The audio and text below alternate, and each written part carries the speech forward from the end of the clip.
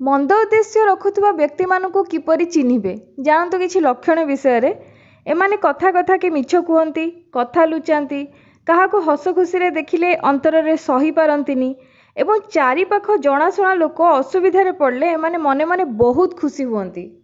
साधारणतः एमानक सहित लोक माने मिसिबाकू एड़े थांती कारण एमानकर उपस्थिति मनरे एक प्रकार असहज भावना सृष्टि करे। बहुत अनकंफर्टेबल लगे, रिलैक्स लगेनी, मनरे गोटे अजणा भय अनुभव हुए।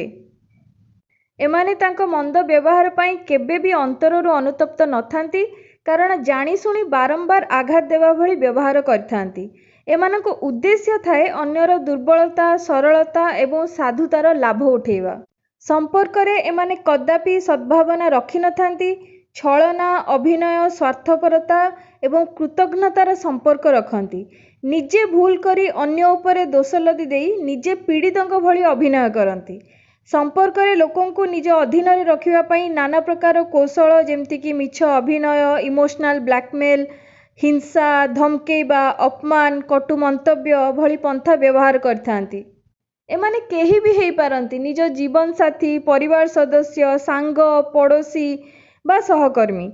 एभली लक्षण थिबा व्यक्ति मानकठु यथासंभव दूरे रुहंतु एवं आवश्यक स्थले अन्यर साहाय्य नियंतु एमानक मंद उद्देश्यरू निजको रक्षा करिवा पई।